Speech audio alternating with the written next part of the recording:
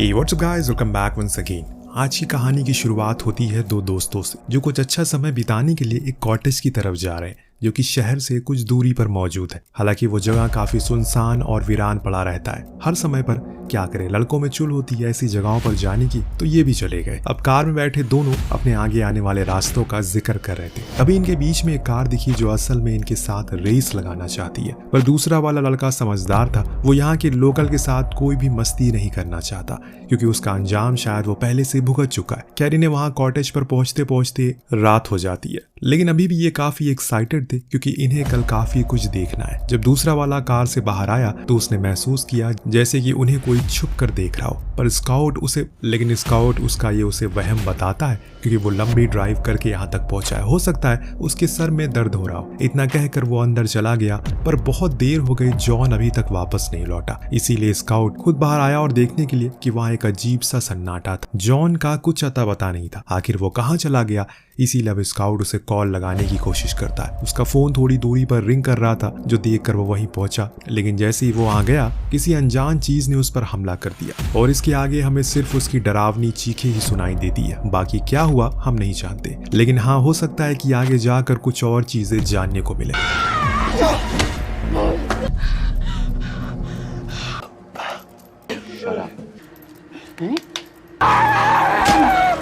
फिलहाल अब यहाँ से सीन शिफ्ट होकर पहुंचता है एक लेस्बियन कपल पर जो कि साथ ही रहती है और बहुत खुश भी है, पर इनके बीच में एक डर है कहीं किसी को इनके इस रिलेशनशिप के बारे में पता ना चल जाए। पर यह चीज सिर्फ रे को थोड़ी अजीब लगती है। वॉलरी तो पूरी तरह से तैयार थी इस रिश्ते को आगे बढ़ाने के लिए, यहाँ तक वो तो उससे शादी भी करने के लिए राजी हो गई थी, पर रे अभी भी श्योर नहीं है इस चीज को लेकर। अब आपको जानकर ये हैरानी होगी कि ये लोग भी उसी रिट्रीट कॉटेज में जा रहे हैं जो इन्हीं की तरह एक गे कपल ने बनाया है, क्योंकि उसे पता था कि उसके जैसे सेम जेंडर वाले कपल के लिए प्राइवेट स्पेस बहुत जरूरी होता है। इसीलिए वो ऐसे लोगों को उस पर रेंट पर देता है। और ये चीज वैली को अपनी एक दोस्त से पता चली, इसीलिए उसने भी उसे बुक कर लिया कुछ दिनों के लिए। लेकिन अभी रे जाने के लिए मान नहीं रही है क्योंकि उसे ऐसी अजीब जगहों पर जाना बिल्कुल पसंद नहीं है। पर वैली उसे पिछले एक हफ्ते से इस चीज के बारे में कह रही है, इसीलिए आज फाइनली उसने कह दिया कि ठीक है वो जाएंगे। दोनों कार से उस जगह के लिए निकल गए। हर बारी की तरह बीच में उन्हें गैस स्टेशन पड़ा। ये रुककर कुछ सामान वगैरह खरीदते हैं और इसी दौरान एक शख्स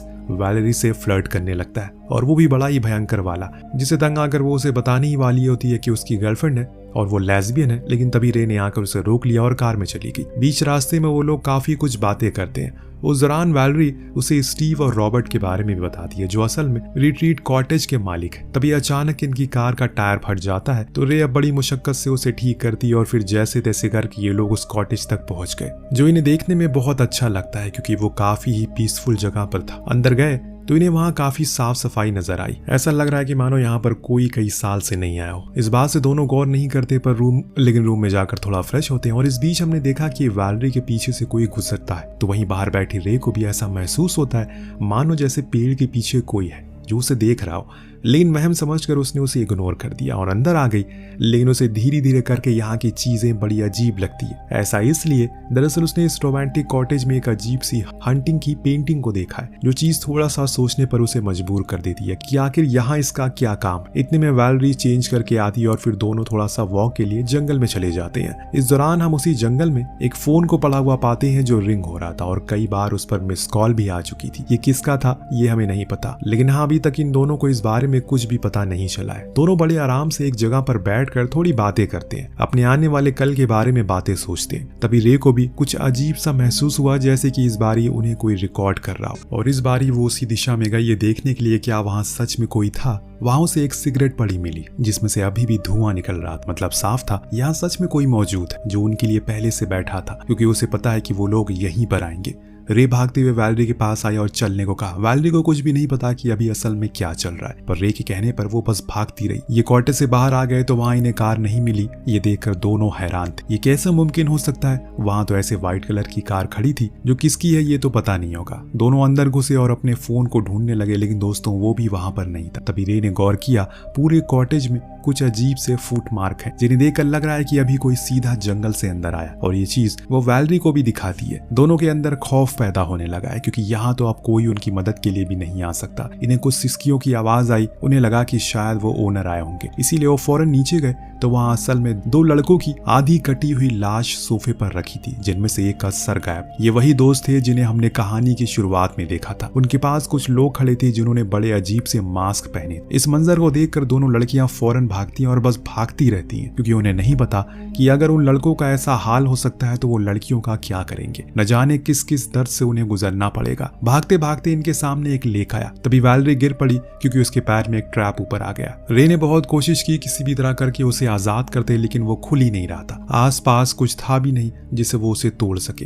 तभी इन दोनों की नजर पड़ी सामने वाली लेक पर, जिसमें इनकी कार डूब रही थी। इस चीज को देखकर इन्हें पूरा यकीन हो गया कि जो कोई भी है वो अच्छा इंसान तो बिल्कुल नहीं है, इसीलिए इन्हें फौरन यहाँ से निकलना होगा। लेकिन आखिर कैसे? रे को ख्याल आया उनकी कार में कुछ टूल है जिससे वो स्ट्रैप को खोल सकते हैं, पर उसके लिए उसे लेक के नीचे जाना पड़ेगा।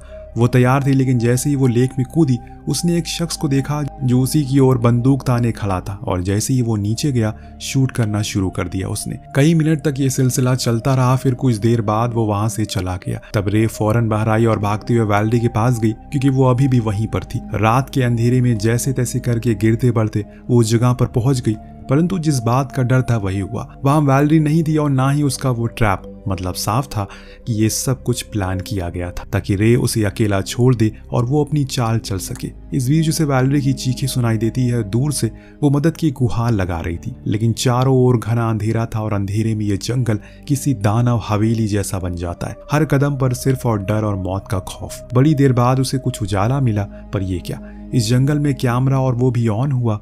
भला यहाँ कोई क्या रिकॉर्ड करता होगा। इस चीज को देखने के लिए वो आगे बढ़ी और तभी पीछे से एक मास्क मैन ने उस पर शूट कर दिया, जिससे वो वहीं बेहोश हो गई।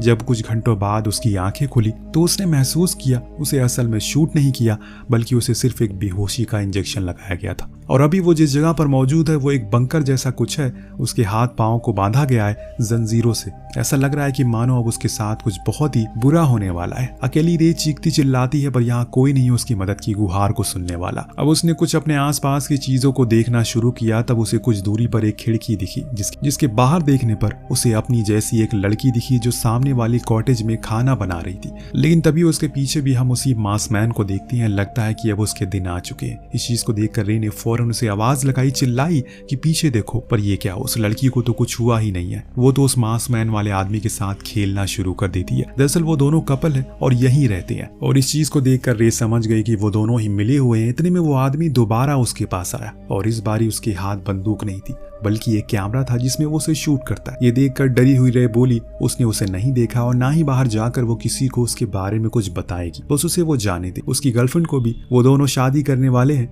ये सुनकर वो आदमी अपना मास्क हटा देता है और एक भयानक मुस्कान के साथ उसे हर एंगल से शूट करने लगता है। करीब 15-20 मिनट के बाद जब उसका काम खत्म हो गया तो उसे उसकी ऐसी हालत में छोड़कर चला गया।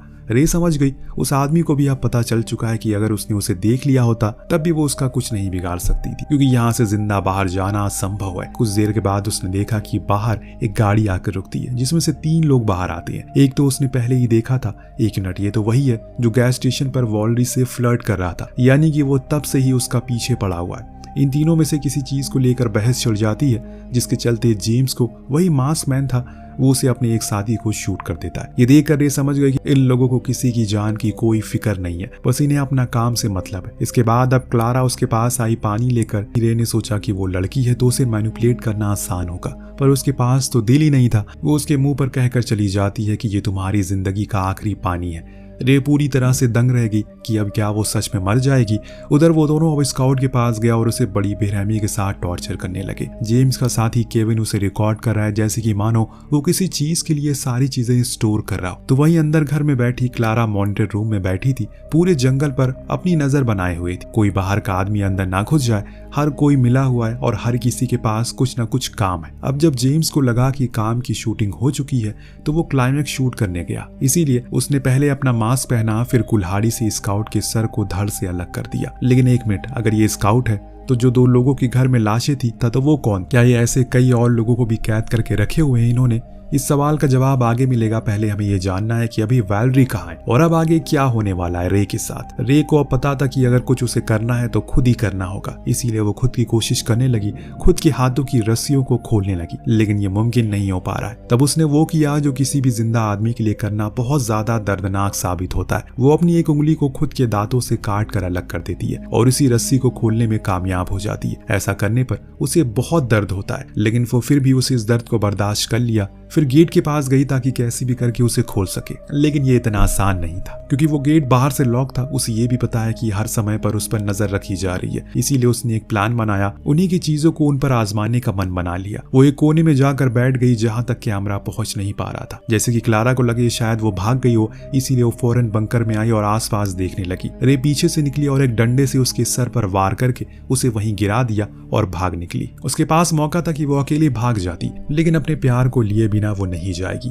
लगातार उसे वैलेरी की रोने की आवाज आ रही है क्योंकि उसके सामने ही वो लोग जॉन की भी पिक्चर शूट कर रहे थे, जिस दौरान जेम्स कहता है कि इस बारी हमें कुछ अलग करना होगा क्योंकि लास्ट बारी मूवी लोगों को पसंद नहीं आई थी। इसीलिए साफ पता चलता है ये लोग असल में लाइव होते हैं ये सब करने के दौरान, या फिर इन चीजों को रिकॉर्ड करके मार्केट में बेच देते हैं एक फाइल की तरह, जो कई तरह के नामों से मशहूर है। एक तो अभी मार्केट में काफी ताजा है, आपको पता ही होगा। खैर अब उन्होंने नए रास्तों को ढूंढ लिया और इस बारी वो उसके सर को एक बारी नहीं बल्कि कई बार वार करके अलग करते हैं, और ऐसा करने में केविन को बहुत ज्यादा मजा भी आ रहा था। ऐसा लग रहा है उसे देख कर कि जैसे ये उसका पसंदीदा काम हो। ये सब छुप कर रे देख रही थी क्योंकि उसने वैलेरी की आवाज को उसे ढूंढ लिया और वो वहीं बैठी हुई थी। उसकी आंखों के सामने ये सब कुछ हो रहा है। अब इतने में वहां पर क्लारा आ गई घायल हालत में, जो बता देती है कि रे भाग चुकी है। जेम्स तो उसके सर के चोट को देखकर पागल हो जाता है, फौरन उसके पास जाकर उसकी मरहम पट्टी करता है। इस चीज का फायदा रे उठा लेती है और भाग कर जाती है वैलेरी के पास। उसे तुरंत ही खोलना शुरू करती है।